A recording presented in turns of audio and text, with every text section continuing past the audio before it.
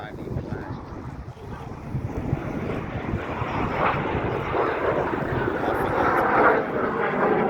Pardon?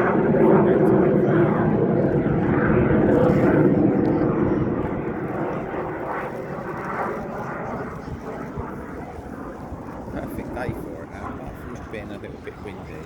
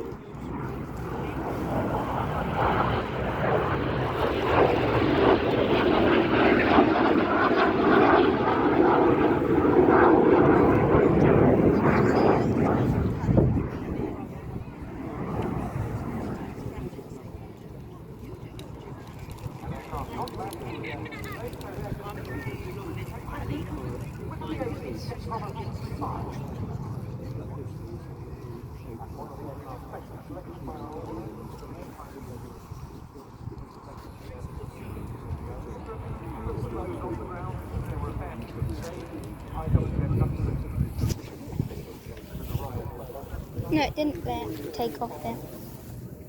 That's not what he said. No, it's just flying away, so that means it would be going back to where it came.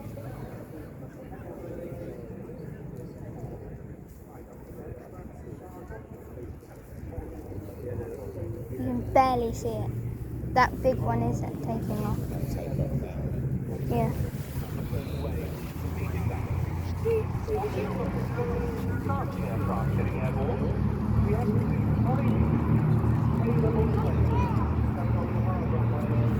So over there as well. Yeah.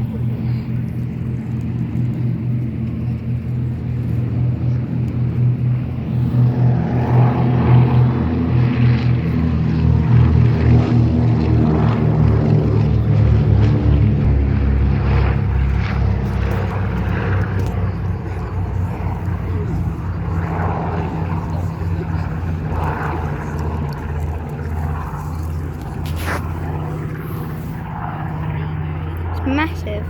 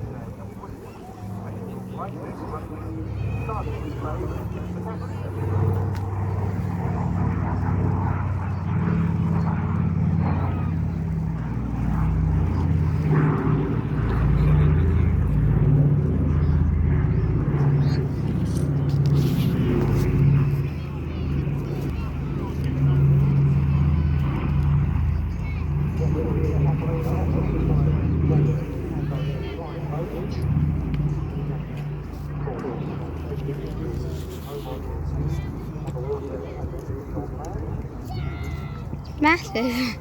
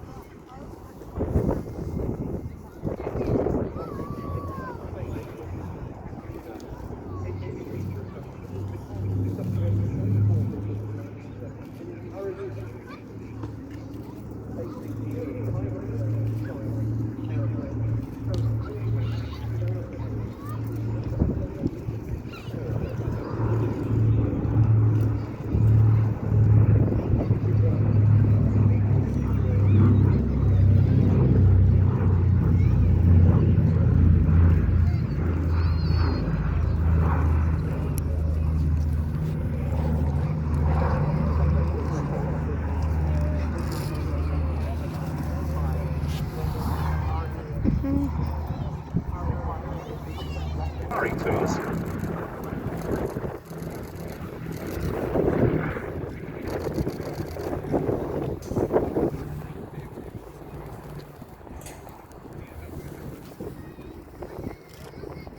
The aircraft also carries the insignia. Being flown today by John Harmsworth, and his co-pilot was Jeff Boyling.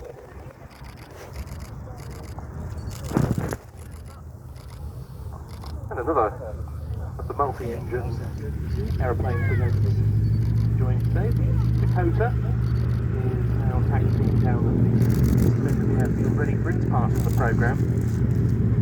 We're now looking out and indeed running in from the right for a display team we've not seen at Duxford before, but we're very pleased to welcome in their first display season the Mono display team on a pair of Taylor JT1 monoplanes.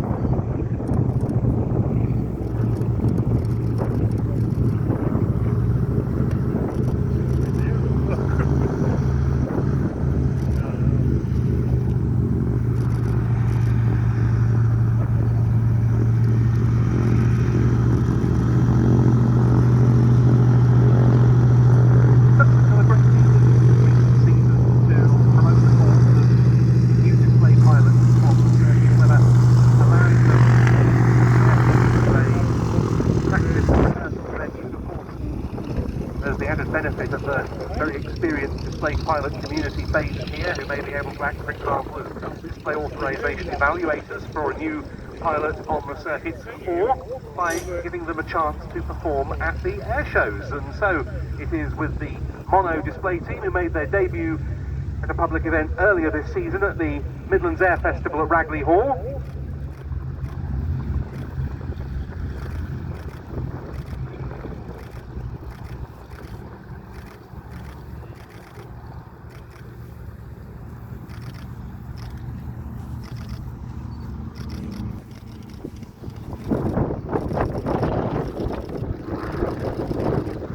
These aircraft, in fact, are the kind of aircraft that you could build at home.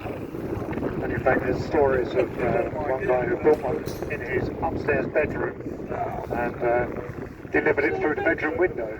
Well, I think that was its creator. In fact, John Taylor at his suburban home in Southend-on-Sea in Essex. This was in the 1950s. It was the first English-built post-war home built, and yes, it was in either, I forget whether it's his bedroom or his upstairs living room, but either way, as you say, it emerged from the window. There are some fantastic photographs of it doing so, and from there it was taken to a local airfield for flight testing. John Taylor went on to create a rather more high performance design on the basis of this, also suitable for home building, the Taylor Titch, in the prototype of which he tragically lost his life. But his son, Terry, took on the designs, and plans for both the Taylor monoplane and the Taylor Titch are still available from Terry Taylor today, continuing the family tradition. But rating the following year.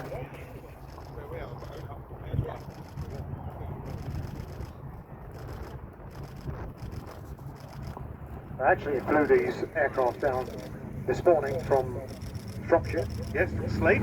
And talking to them earlier on, it was a very whole 3-hour trip, because these are, of course, open air cockpits. Yes.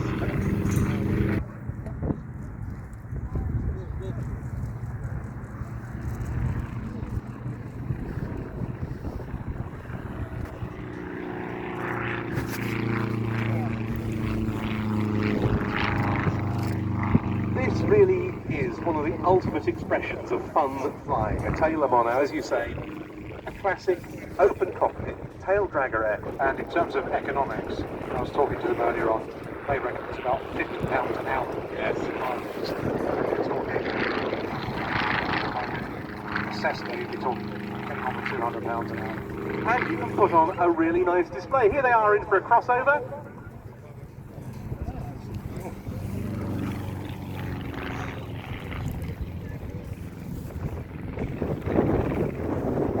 And these are, as Colin mentioned, 50 horsepower from each of them at around 3,300 RPM.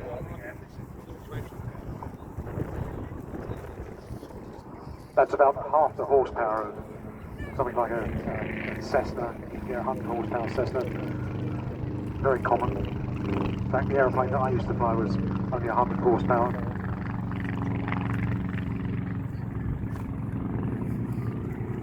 And another crossover right on the display centre point there. You can actually fit the mono with a removable cockpit, but you have to ask, where would be the fun in that? But just a tremendous legacy that John Taylor leaves with this run of life.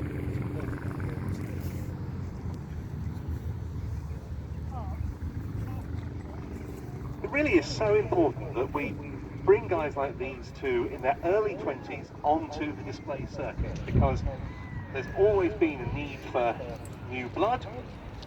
Of course, the older, more experienced hands won't be around on the circuit forever. And so that influx that we've seen recently of younger pilots into the display scene, often via aircraft like this, sometimes via higher performance unlimited aerobatic aeroplanes as well, really is excellent news. And we've seen a good many of them at Duxford and 2 more of them here. Across, very good indeed. Positioning now for their last pass, and of course they've got a great view of you as they fly past, and indeed waving enthusiastically as they pass by. It might be a nice day, but it's pretty bumpy up there, especially in a tiny aeroplane like this. Absolutely.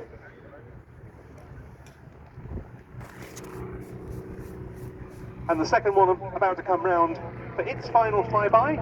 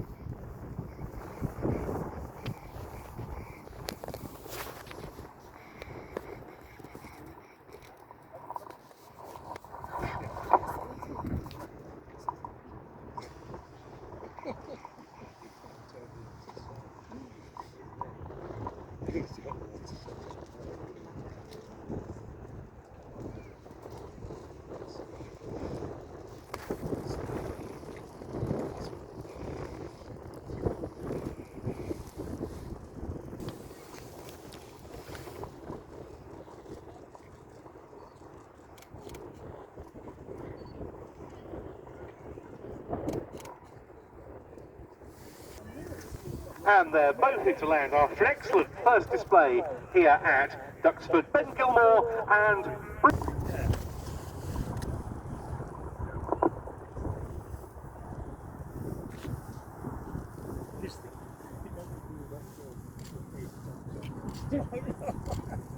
Where's the fun in it? Well, here's an interesting World War II combination, and one the like of which we'll definitely be seeing a good deal more in 2024 when we mark the 80th anniversary of the D-Day landings. But it's one that again recalls the IWM Duxford Air Day of October 14th, 1973, and the aircraft rolling for takeoff now, the Douglas Dakota 3, was here on the airfield that day. And going off the hard runway to join it, the Supermarine Spitfire 9.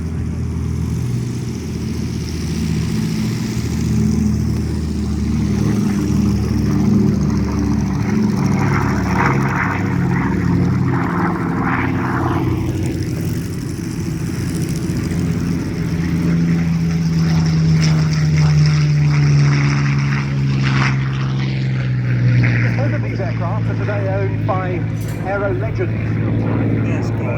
Heard of a major operator of Spitfire fly alongside and passenger flights. But the C-47 or Dakota, going to be leading this pair, has been through to stay here because in 1977 it was revived. It was given a major service at Exeter Airport, and it then joined the large fleet of DC-3s operated by Air Atlantique from various airfields. They ended up at Coventry. And here they come, the Aero Legends pair, Dakota and Spitfire.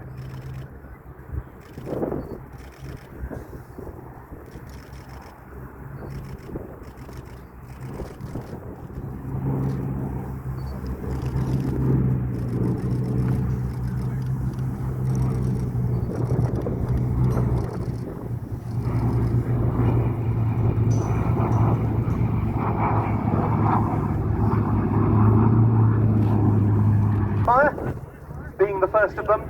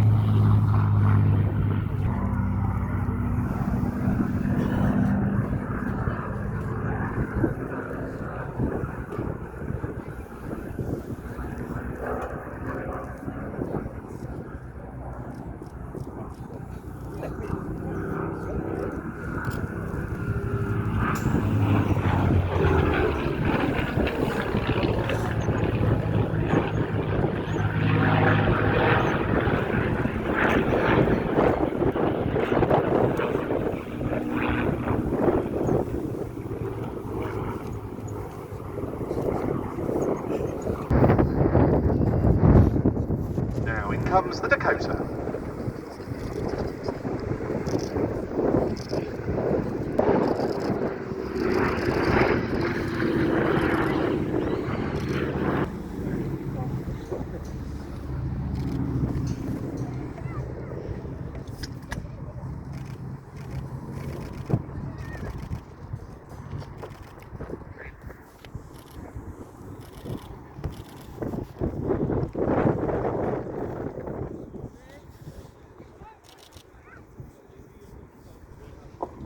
Again, a pair of Pratt & Whitney twin Wasp 14-cylinder radial engines powering this aircraft. 1,200 horsepower each. Same engine type as we saw not long ago on the Catalina. And without any question, one of the most important, not just one of the most important transport aircraft of all time, one of the most important aircraft of all time, full stop.